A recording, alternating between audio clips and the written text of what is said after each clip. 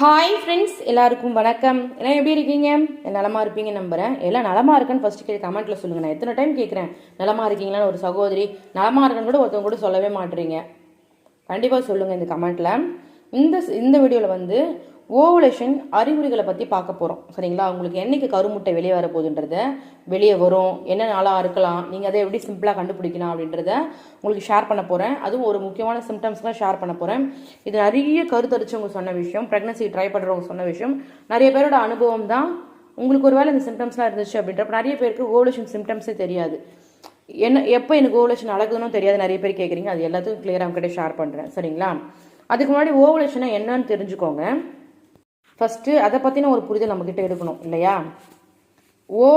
Ovulation அப்படின்றது வந்து பெண்ணோட மாதோடைய சுழற்சின்னு ஒன்று இருக்கும் நம்மளுக்கு. 30 நாள், 35 நாள், 28 நாள், 29 நாள், அந்த அந்த நாளில் கருப்பையில் இருக்கிற நல்ல ஒரு இடத்துல ஃபெலோபியன் குழாயில் ஒரு முட்டை வந்து வெளியே வரும். இந்த முட்டையானது வெயிட் பண்ணும் ஆணோட விந்தணுக்கள் வருதா அப்படின்ட்டு. அந்த ஆணோட விந்தணுக்கள் வந்த உடனே அந்த கரு என்ன பண்ணும், ரெண்டும் இணைஞ்சு ஃபெலோபியன் டியூப்ல குழாயில் உட்காந்து ரெண்டும் இணைஞ்சு 2, 4, 8 அது மாதிரி மாறி மாறி உருவாகி போய் கருப்பைக்குள்ளே போய் அழகாக உட்காந்துப்பாங்க. அப்படி கருப்பைக்குள்ளே போய் அவங்க உட்காடுறாங்க அப்படின்றப்போ உங்களுக்கு கருவாது உருவாயிடும், மாதவிடாய் தள்ளி போயிடும். இதுதான் ஓவுலேஷன். எப்போ கருமுட்டை வருது அதுதான் ஓவுலேஷன். பெண்களுக்கு எப்போ கருமுட்டை வருது. இப்போ நார்மலாகவே ஒரு ரெகுலர் பீரியட் அப்படின்றதப்போ 28 நாள்லேருந்து 35 நாள் ரெகுலர் பீரியட். சரிங்களா? பொதுவாகவே உங்களுக்கு மாதவிடாய் 4லேருந்து 5 நாள் வரையும் உங்களுக்கு வந்து மாதவிடாய் வந்து ஆகிட்டு இருக்கும். ஒரு சில பேர் 3 நாளே ஸ்டாப் ஆகிடும், ஒரு சில பேர் 5 நாள் வரும், ஒரு சில பேர் ஜஸ்ட் வந்துட்டு ஸ்டாப் ஆகிடும். சரிங்களா? பட் நல்லா ஒரு 3 நாளாச்சும் நல்லா ஆகணும், அப்போ தான் ஹெல்த்தியாக இருக்கீங்கன்னு அர்த்தம். சரிங்களா?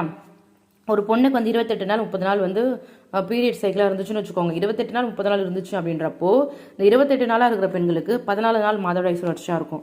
30 நாள் இருக்க பெண்ணுக்கு 15 நாள் மாதவிடாய் சுழற்சியாக இருக்கும். 31 நாள் இருக்க பெண்ணுக்கு 16 நாள், 37 நாள் இருக்க பெண்ணுக்கு 18 நாள். இப்படி அதை நீங்கள் எத்தனை மாதவிடாய் சுழற்சியோ அதை பாதி எடுத்துக்கிட்டீங்கன்றப்ப அதுதான் உங்களோட மாதவிடாய் கால்குலேஷன். சரிங்களா? இது எல்லாருக்கும் ஒரே மாதிரி இருக்கணும்னு கிடையாது, பெண்களுக்கு மாறுபடலாம். சரி, என்ன மாதிரி அறிகுறிகள் வந்து உங்களுக்கு ஓவுலேஷன் இருக்குன்னா, உங்களுக்கு இப்போ ஓவுலேஷன் நடக்குதுன்றதை நீங்கள் எப்படி கண்டுபிடிக்கலான்றதை சொல்ல போகிறேன். ஃபஸ்ட்டு, உங்கள் பிறப்புறுப்பில் ஒரு முட்டையோட வெள்ளைக்கரு இருக்கும் பார்த்தீங்களா, அது மாதிரி தெளிவான ஒரு வழவழுப்பு இது வந்து வெளியே வரும். வழுக்கு, அதை வந்து வெள்ளைப்படுதல் கூட சொல்ல முடியாது, அது ஒரு மாதிரி வழுக்கு மாதிரி வெளியே வரும் பிறப்புறுப்புலேருந்து. இது வந்து ஒரு டைம் வந்துட்டு ஸ்டாப் ஆகிடாது. ரெகுலராக அடிக்கடி ஒரு 1 hours once, 2 hours once, 3 hours once வந்து இது சுரந்துட்டே இருக்கும், வந்துட்டே இருக்கும். அது வந்து வெள்ளைப்படுதல் மாதிரி இருக்காது. நீங்கள் அது எப்போ வரும்ன்றப்போ உங்களுக்கு பீரியட் முடிஞ்சு போச்சு, நீங்கள் ஓவுலேஷன் சைக்கிள் ஃபிக்ஸ் பண்ணி வச்சுருப்பீங்க இல்லையா, எனக்கு இப்போ தான் ஓவுலேஷன் நடக்குன்ற அதுக்கு 3 நாள் முன்னாடியோ 2 நாள் முன்னாடியோ இது வர ஆரம்பிக்கும். ரெண்டாவது, மைல்டாக ரொம்ப ரொம்ப மைல்டாக அடி வயிற்றில் வந்து உங்களுக்கு ஓவுலேஷன் எக்கு வந்து ரெடியாக இருக்காங்கன்றப்போ உங்களுக்கு வந்து அடி வயிற்றில் லேசாக ஒரு பெயின் இருக்கும். அந்த பெயின் எப்படி இருக்கும்னா ரொம்ப லேசாக தான் இருக்கும். மாதவிடாய் டைமில் ஒரு பெயின் வரும் இல்லையா, அது மாதிரி இருக்காது. நம்ம ஏதாச்சும் சாப்பிட்டுட்டோன்றப்ப வயிறு உபசமாக இருக்குமே அந்த மாதிரி பெயின் இருக்காது. சூட்டு வழியாக வர பெயின், இந்த பெயின் ரொம்ப லேசாக இருக்கும். ஆனால் தேவையில்லாத ஒரு டைமில் வந்து அந்த பெயின் வந்திருக்கும். அந்த மாதிரி தேவையில்லாத ஒரு டைமில் வந்து ஒரு பெயின், நீங்கள் நார்மலாக இருக்கீங்க, எந்த ஒரு விஷயம் பண்ணாதப்ப லேசாக ஒரு பெயின் வந்துச்சுன்னா அது ஓவுலேஷன் நடக்குதுன்னு அர்த்தம். அதே மாதிரி ஒரு சில பேருக்கு லைட்டாக புள்ளி டாட்டாக கூட ரத்தப்போக்கு வந்து வரும். பயங்கரமாக ஆச்சு அப்படின்றப்ப அது பீரியடு, லைட்டாக டாட்டாக வருதுன்றப்ப அது ஓவுலேஷன். சரிங்களா?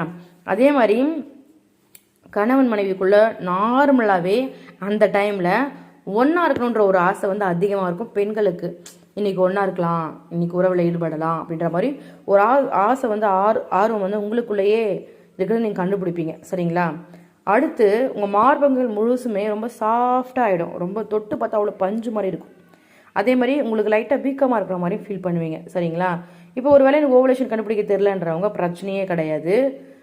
ஜஸ்ட் உங்கள் உடம்பு சூடு தொட்டு பாருங்கள். தொட்டு பார்த்தா என்னமோ ஃபீவர் வரா மாதிரி இருக்குன்னு ஃபீல் பண்ணுவீங்கன்னா உங்களுக்கு ஓவுலேஷன் இருக்குன்னு அர்த்தம். அது பீரியட் தள்ளி போனால் ஒரு பீரியட் முடிஞ்ச ஒரு 10 நாள் 15 நாள் கழிச்சு தொட்டு பார்த்தீங்கன்னா. சரிங்களா? டெம்பரேச்சர் ஆல்ரெடி இருக்க டெம்பரேச்சர் வந்து 1.5லேருந்து 1 டிகிரி அளவு சென்டிகிரேட் அளவு கொஞ்சம் இன்க்ரீஸாக இருக்கும். சரிங்களா? ஒருவேளை உங்களுக்கு தெரியலன்றப்போ இப்போ ஓவுலேஷன் கால்குலேட் பண்ணுற ஒரு இப்போ எப்படி பீரியட் ப்ரெக்னன்சி செக் பண்ணுறோமோ அதுக்கான கிட்டு கூட இருக்குன்னா அதுக்கு ரொம்ப காசு அதிகம், வாங்க முடியாது. ஒருவேளை அதை வாங்கி கூட நீங்கள் செக் பண்ணி பார்க்கலாம். சரிங்களா?